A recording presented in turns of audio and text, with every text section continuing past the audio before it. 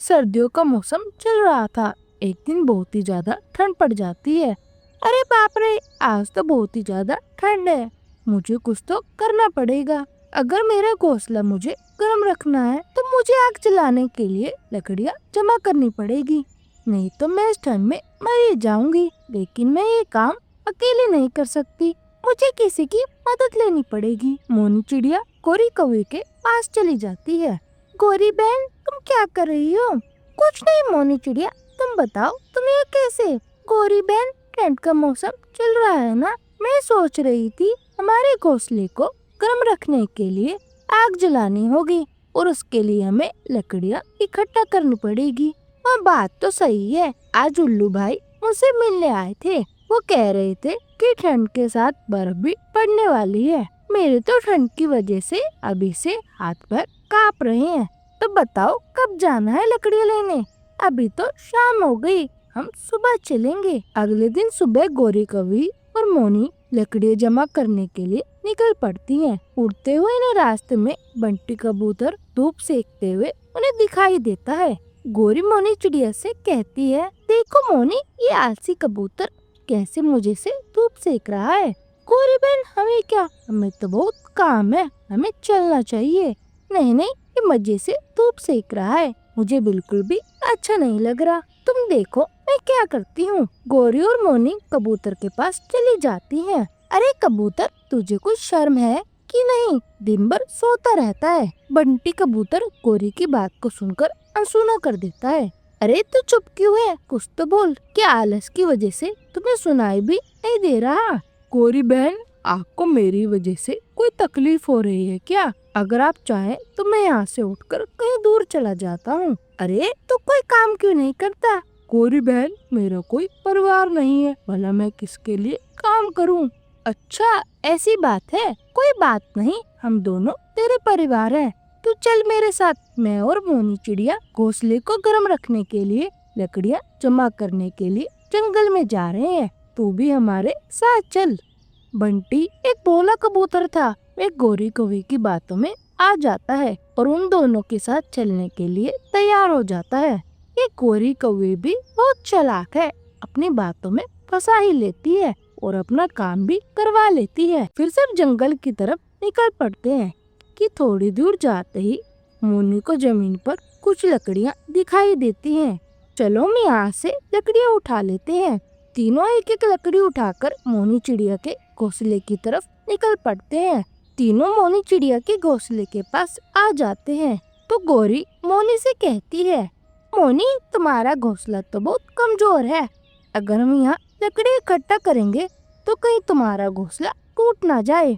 हम एक काम करते हैं, मेरा घोंसला बहुत मजबूत है, हमें लकड़ियाँ मेरे घोंसले में ही जमा कर लेते हैं। रात में हम तीनों वहीं पर आग जलाकर सो जाएंगे। फिर तीनों मिलकर लकड़ियाँ गोरे के घोंसले में रख देते हैं। चलो, हमें और भी लकड़ियाँ लानी होंगी, ये तो बहुत थोड़ी लकड़ियाँ हैं। आग जलाने के लिए हमें और लकड़ियों की जरूरत पड़ेगी। तभी गोरी कौवी पंख में दर्द होने का झूठा नाटक करती है। अरे बाप रे, मर गई रे, मेरे पंख तो बहुत दर्द कर रहे हैं, मैं तो नहीं उड़ पाऊंगी। कोई बात नहीं गोरी बहन, आप आराम कीजिए। मोनी और बंटी वहाँ से लकड़ी लाने के लिए चले जाते हैं। दिन भर दोनों लकड़ी जमा कर रहे थे। ऐसा करते करते गोरी के घर में लकड़ियों का ढेर लग जाता है। रात में तीनों मिलकर गोरी के घर आग जला लेते हैं और आराम से सो जाते हैं। सुबह हो जाती है। कल तो बहुत अच्छी नींद आई, लेकिन अब मुझे बहुत ज्यादा भूख लग रही है। भूख तो मुझे भी लग रही है बंटी भाई, देखते हैं गोरी के घर कुछ खाने के लिए है कि नहीं। मोनी गोरी से कहती है, गोरी बहन, मैं बहुत भूख लगी है, क्या आपके पास कुछ खाने को है? हाँ, मेरे पास थोड़ा अनाज बचा है। फिर दोनों थोड़ा थोड़ा कर अनाज खा लेते हैं। खाना खाने के बाद मोनी बंटी से कहती है, चलो बंटी भैया, हमें और लकड़ियाँ जमा करनी होंगी। तभी गोरी उन दोनों को रोक लेती है और कहती है, मोनी, तुम एक काम करो, तुम लकड़ियों की बजाय अनाज जमा करो। घर में सिर्फ थोड़ा ही अनाज बचा है। अगर मैं अकेली होती तो अनाज बच जाता, लेकिन अब हम तीन हैं, इसलिए हमें और अनाज की जरूरत पड़ेगी। तुम सही कह रही हो गोरी, मैं और बंटी भैया अभी निकलते हैं। दोनों अनाज लेने के लिए निकल पड़ते हैं।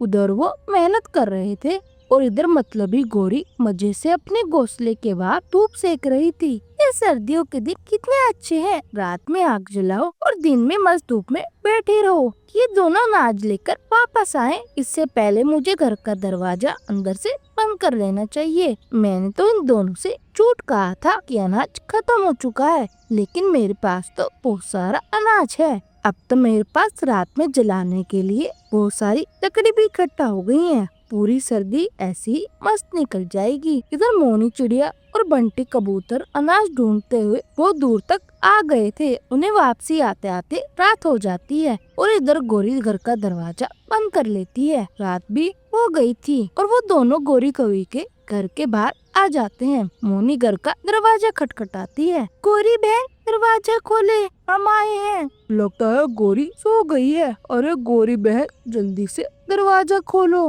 बाहर बहुत ज्यादा ठंड है। अगर तुमने थोड़ी देर में दरवाजा नहीं खोला तो हम यहीं पर जम जाएंगे। गोरी कौवी को तो उन दोनों की आवाजें सुनाई दे रही थी, लेकिन मतलबी गोरी ने दरवाजा नहीं खोला। फिर चुपचाप अपने घोंसले में सोने का नाटक करती रही। बंटी भैया शायद गोरी सो गई है, चलो हम मेरे घोंसले में चलते हैं। मेरे घोंसले में भी थोड़ी सी लकड़ियाँ पड़ी हैं, हम आज रात वही लकड़ियाँ जलाकर सो जाएंगे। थोड़ी देर बाद गोरी खिड़की से झाँक कर देखती है। मुझे लगता है शायद वो दोनों चले गए होंगे।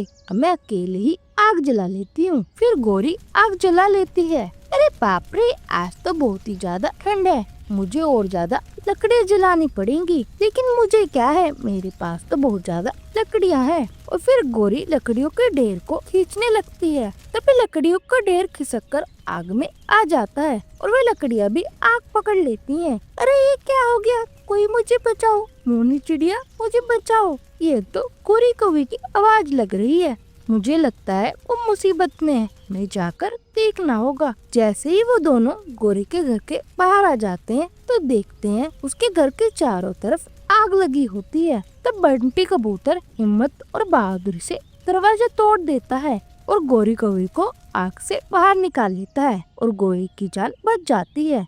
मुझे माफ कर दो, मैं मतलबी हो गई थी। मैंने झूठ कहा था तुम दोनों से कि सारा अनाज खत्म हो गया है। तो तुम्हारे आने से पहले ही मैंने दरवाजा बंद कर लिया था, लेकिन मुझे मेरी लालच की सजा मिल गई। गोरी को अपनी गलती की सजा मिल चुकी थी। तो प्यारे दोस्तों, आपको ये कहानी कैसी लगी हमें कमेंट्स में जरूर बताना और हमारे छोटे से परिवार में जुड़ने के लिए चैनल को सब्सक्राइब करना भी बिल्कुल मत भूलना। आपका धन्यवाद।